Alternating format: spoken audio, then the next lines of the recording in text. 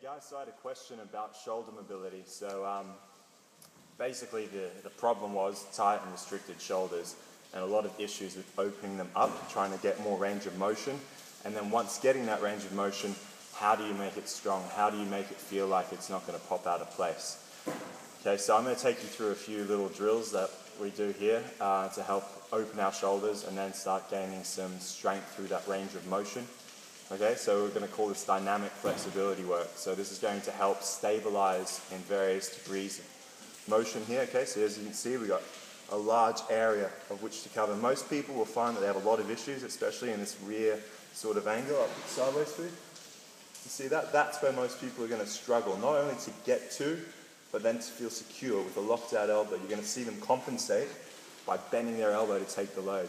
So I'm going to show you a few ways you can open up and loosen before a workout to help get a bit stronger. Guys, so I've got my friend here, Shu. He's going to help demonstrate the first movement, okay?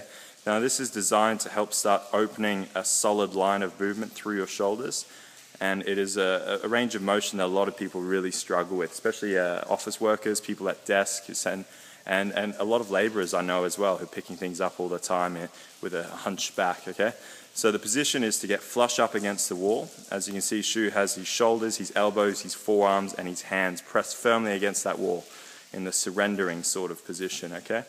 What he's going to do now is slowly start to slide his arms up the wall, maintaining that constant contact with his forearms, not letting them shift forward. As he does this, he's going to slowly start to shrug his shoulders up towards his ears, keeping those hands on the wall until he can reach an overhead position. Once there, he'll hold it, try and reach a little bit higher, and then reverse the motion. Okay, now this might appear quite simple to perform, but it's actually quite a tight and restricted range of motion. So when you start working these, do them towards the end of your strength session for your shoulders. It's going to help to reinforce a stable pattern there, okay?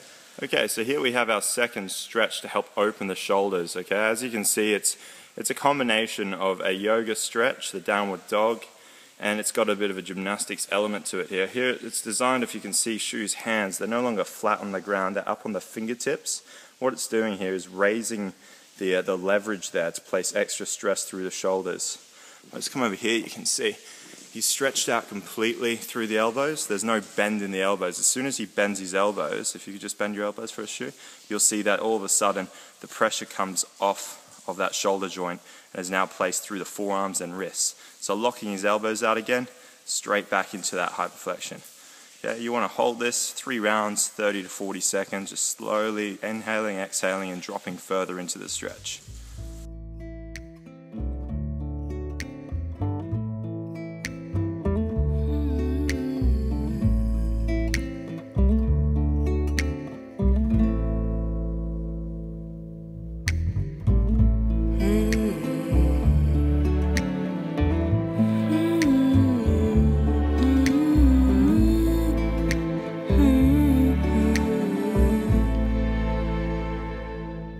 Away